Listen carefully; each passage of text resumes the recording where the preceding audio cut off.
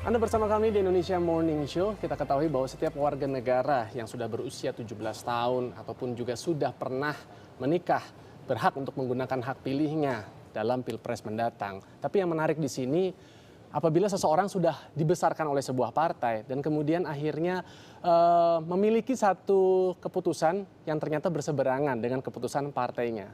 Pada kesempatan pagi hari ini saya akan berbincang-bincang dengan dua orang sahabat saya, yaitu Wanda Hamidah yang kita ketahui adalah sebenarnya seorang kader dan politisi dari Partai Amanat Nasional, juga anggota DPRD Provinsi DKI Jakarta. Selamat pagi Wanda. Halo, selamat pagi. Sahabat lama saya dari Derajat, dari dunia seni yang juga sekarang semakin memantapkan kakinya, kukunya dalam bidang politik. Jadi dari ini juga sempat ikut dalam proses pencalekan di 2009, kemudian juga ikut pilkada ya dari jalur independen di tahun 2010 ya. Ya di Depok. Sebagai wali kota Di Depok ya. Depok ya. Iya, Depok. Dan kemudian ternyata sekarang Dery sudah berlabuh bukan di Partai Amanat Nasional lagi, tapi di Partai Gerindra. Selamat pagi teman-teman. Pagi. Wanda, Halo. apa sih yang membuat kamu kok sampai akhirnya berani untuk mengambil keputusan berbeda dari Sebetulnya sih ini bukan hal yang aneh ya, Adrian. Apalagi Adrian pernah sama-sama saya kita demonstrasi 98 di Trisakti kan. Pasti pilihan ini dapat dipahami ya, bahwa pilihan Pilpres 2014 ini sebetulnya yang mendasari saya memilih kemudian memilih pasangan Prabowo, memilih pasangan Jokowi dan Pak Yusuf Kala itu karena cita-cita reformasi juga gitu. Saya memilih pasangan yang cita-cita reformasi itu mengedepankan kemanusiaan, demokrasi, kemudian penegakan hukum. Yang saya rasa ini tuh sulit diwujudkan oleh pasangan Prabowo dan Hatta. Oke. Nah, Gitu. setahu Wanda sebenarnya karena Pak Prabowo ini tersandera masa lalu yang kita rasakan tahun 98 terlibat dalam pelanggaran HAM. Kalau data yang Wanda miliki, sejauh mana sih keterlibatan Pak Prabowo dalam kasus 98 sehingga akhirnya Wanda masih begitu. Data yang saya miliki sama seperti data yang masyarakat atau media miliki gitu ya, bahwa pengakuan Kiflan juga bisa dijadikan data sebetulnya, bahwa bahkan pada saat itu diteriakan bahwa maksudnya dengan dia dipecat dari Dewan Kehormatan saja di kehormatan dari militer aja udah membuktikan gitu bahwa keterlibatan beliau. Tapi menurut informasi yang kami dapatkan, apabila seseorang dipecat atau diberhentikan, dia tidak mendapatkan lagi fasilitas-fasilitas dari negara seperti kayak uang pensiun gitu. Sedangkan kalau dari yang saya baca dalam media Prabowo Centernya, itu dikatakan bahwa Pak Prabowo masih mendapatkan fasilitas itu gitu. Tanggapan Wanda? Ya silahkan aja gitu, tapi buat saya pengakuan itu udah menjadi bukti keterlibatan beliau dalam peristiwa 98. Oke, sebelum kita melanjutkan ke sana, saya pengen ngobrol sama Dery juga nih. Dery udah boleh katakan 5 tahun terakhir ini mantap di politik. Tapi Dery juga pindah-pindah partai nih kan, dari PAN, kemudian sampai akhirnya sekarang berlabuh di Gerindra. Bahkan saya dengar terakhir Dery ini menjadi tim atau juru bicaranya dari tim sukses Prabowo Hatta Rajasa, benar Der? Ya bukan pindah-pindah. Pindah iya. Jadi pindah nih sekarang ya? Pindah. Emang ada mungkin deal apa sih yang ditawarkan dari mungkin Prabowo Hatta gitu kepada Dery sehingga akhirnya mewakili teman-teman dari kalangan seni untuk mau mensupport mereka? Enggak, saya pikir gini ya, politik itu adalah pilihan. Dan saya pun juga untuk menentukan sesuatu ini kan tidak ujug-ujug, tidak serba terburu-buru. Ada latar belakang, ada sejarah hidup saya untuk saya terlibat dengan politik. Ada bagian-bagian yang saya berkeyakinan kenapa saya harus misalkan menentukan bahwa saya meyakini betul bahwa Prabowo bisa memimpin bangsa ini. Gitu. Alasannya? Ya gini, saya sendiri kan bukan bujangan. Saya ini seorang kepala rumah tangga. Saya punya 4 orang anak. Dan saya betul bahwa keempat anak saya ini hidup di sebuah negara yang namanya Indonesia. Dan saya itu dari kecil kehidupan saya ini di pasar. di pasar tradisional gitu, karena bapak saya memang penjual jualan di pasar. Kemudian tahun 77 saya tinggal di sebuah desa dan saya sangat dekat dengan kehidupan para petani. Kemudian saya berkesenian di dunia entertainment, itu tidak ujuk-ujuk. Karena waktu kecil saya lahir, bapak saya punya sanggar kesenian tradisional, Pusaka Rundayan, seni pencak silat. Ketika kita berbicara pasar, Prabowo adalah ketua Himpunan Pasar Tradisional se-Indonesia. Ketika kita bicara petani, Prabowo adalah ketua Himpunan Kerukunan Tani Indonesia. Jadi ada kedekatan Ketika bicara itulah yang pencaksilat, Prabowo adalah ketua Dery akhirnya menjadi IPSI. memiliki ada semacam kedekatan emosional dengan kedekatan Pak Prabowo. emosional dan paling penting adalah keyakinan dengan segala situasi yang dihadapi bangsa ini belakang, sekarang dan ke depan.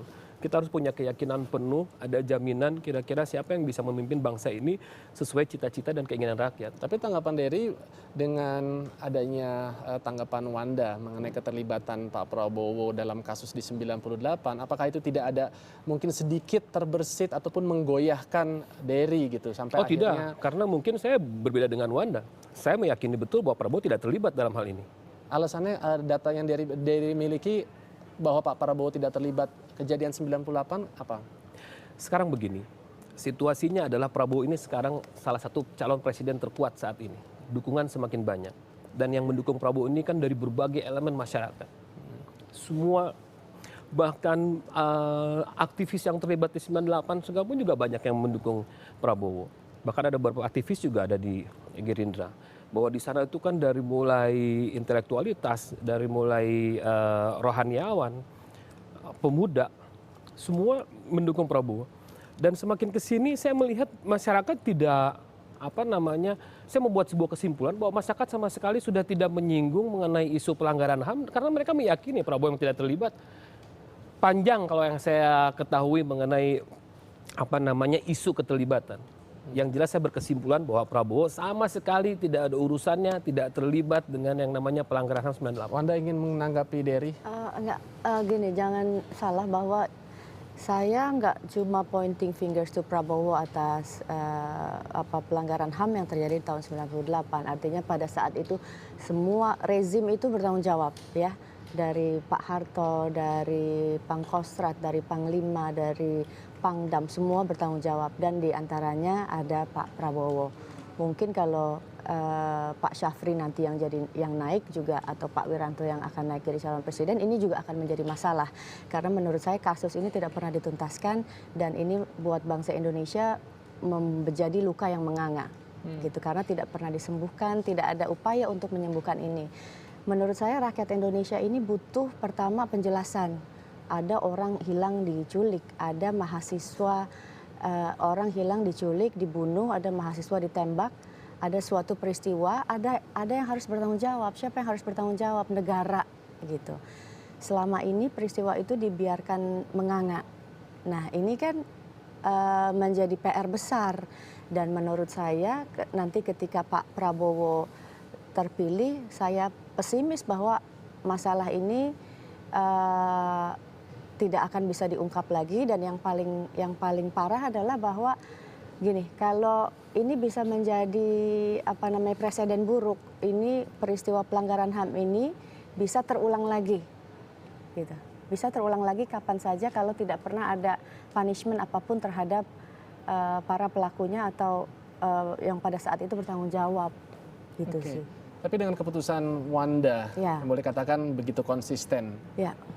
Wanda siap dengan konsekuensi apabila Wanda dipanggil ataupun bahkan dipecat dari partai tempat di mana Wanda mengkader selama ini. Wanda cukup lama loh. Saya tahu Wanda dari tahun 98, artinya sudah hampir 16 tahun gitu kan. Betul, tahun 98 ketika menjadi aktivis mahasiswa saya langsung memutuskan untuk PAN karena apa? Karena ya itu cita-cita reformasi yang kami idam-idamkan sebagai mahasiswa semuanya ada di platform PAN gitu. Jadi Wanda kecewa dengan keputusan PAN sehingga akhirnya sekarang lebih memilih kepada Prabowo. Dan ini sikap saya sebetulnya sebagai otokritik karena begitu cintanya saya pada PAN yang menyayangkan keputusan tersebut.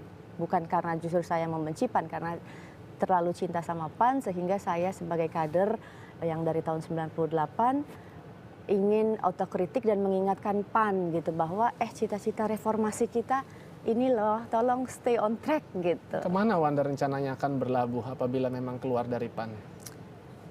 Saya sih tidak akan, maksudnya sebagai pribadi, Mbak Wanda keluar aja loh, kenapa saya harus keluar? Karena saya merasa kami saling membesarkan kok, itu rumah saya yang saya ikut bangun, ikut andil dalam membangun rumah itu gitu. Jadi kalau ada yang salah ya mungkin seperti rumah tangga ya, kalau ada yang salah nggak keluar dari rumah. Kita ingin membenahi itu gitu supaya kembali di jalan yang memang sesuai dengan cita-cita bersama ketika pada saat awal menikah. Sudah ada tawaran dari partai lain? Ada tapi nggak penting. Oh, nggak penting. Saya pikir karena sekarang Wanda udah pakai bajunya warnanya ada nuansa merah dan putih gitu, sebenarnya menginterpretasikan gitu bahwa Wanda ini juga sih, kalau gini, bukan warna biru lagi.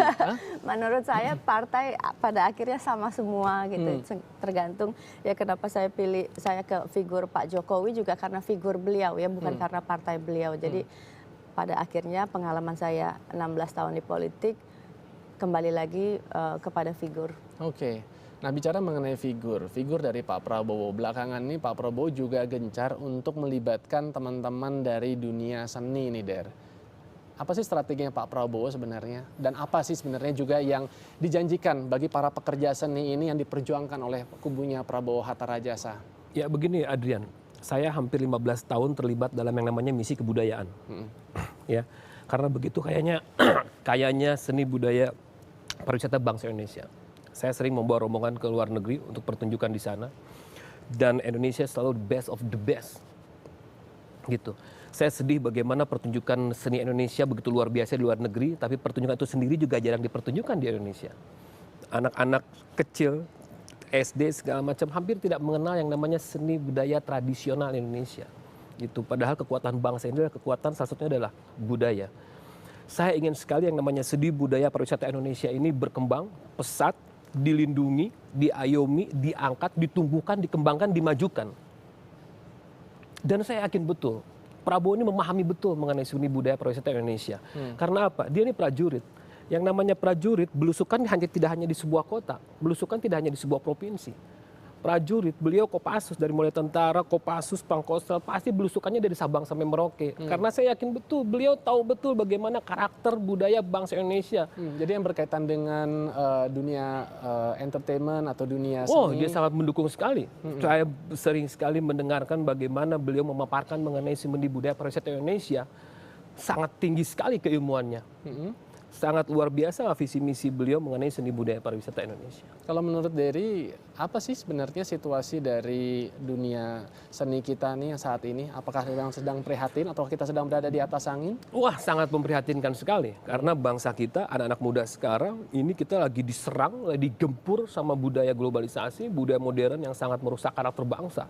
Dan satu-satunya yang bisa menyelamatkan serbuan ini adalah kita harus secepatnya membentuk yang namanya, membangun yang namanya karakter bangsa. Dan Anda melihat itu ada dalam diri Pak Prabowo? Iya, saya yakin sekali.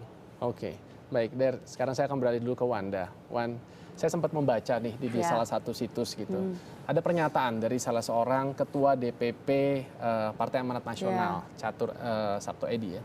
Dikatakan bahwa Wanda ini disedekahkan, ya kan, ke kubunya Jokowi JK. Apa sih maksud kata disedekahkan seperti itu? Saya juga nggak paham. Mestinya Adrian tanya Catur langsung. Saya melihat Wanda begitu dedicated terhadap PAN. Oh, sangat. Wanda mengatakan PAN itu adalah rumah besarnya Wanda. 98 di saat saya pada saat itu aktif menjadi public figure ya, kemudian saya nggak ditawari lah masuk PAN tanpa iming-iming jabatan, tanpa mau nyalek, tanpa diiming-imingi masuk struktur partai.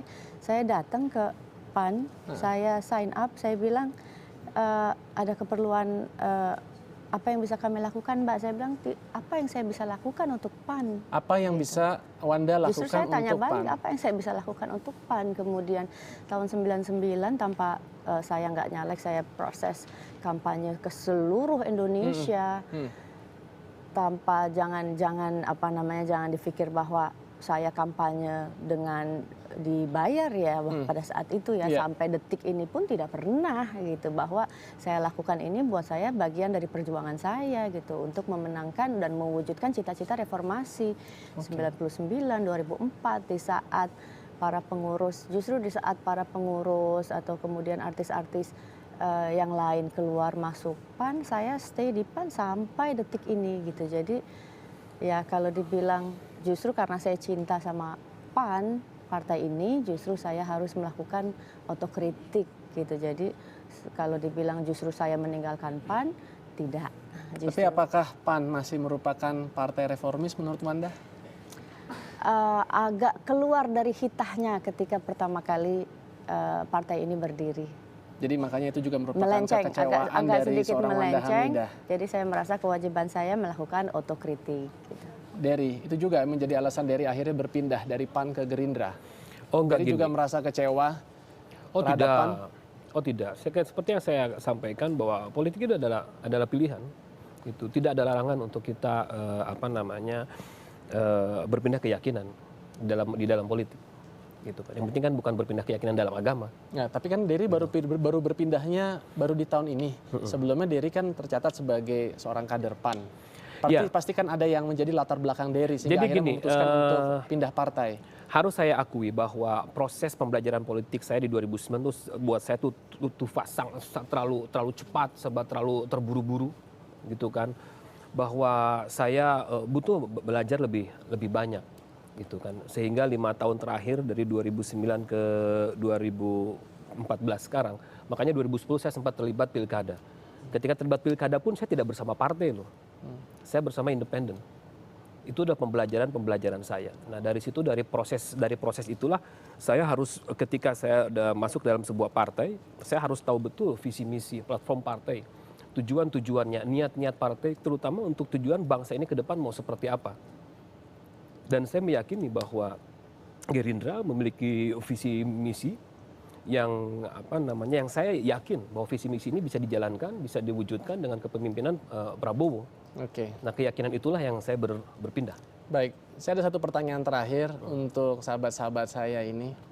Singkat saja, definisi bahagia Wanda.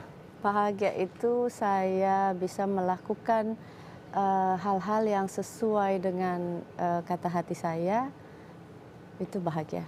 Gitu, saya tidak tersandra apapun. Oke. Dery. Bahagia buat saya adalah apa yang kita tanam, itulah yang akan kita tuai. Kalau kita menanamkan kebaikan, kebaikan pula yang kita dapatkan. Kalau kita menanamkan keburukan, keburukan pula yang akan kita dapatkan. Ini menjadi moto hidup saya. Oke, luar biasa. Dery Derajat dan Wanda Hamidah telah menyatakan kebahagiaan mereka di pagi hari ini kepada kita semua. Dan apapun keputusan kedua sahabat saya ini kita kembalikan karena masing-masing menggunakan hak pilihnya, menggunakan haknya sebagai seorang warga negara nanti di 9 Juli mendatang. Wanda, sukses juga untuk terus kalau di karir politiknya, apapun keputusan kamu, termasuk untuk tidak maju lagi menjadi anggota DPR di 2014, kita semua hargai, tapi terus berjuang untuk kemaslahatan banyak orang. Dery juga seperti itu, memberikan banyak manfaat seperti yang tadi Dery bilang, menanam dan menuai karena dari benih yang kita tanam adalah berupa kebaikan. Baik. Sukses selalu. Dan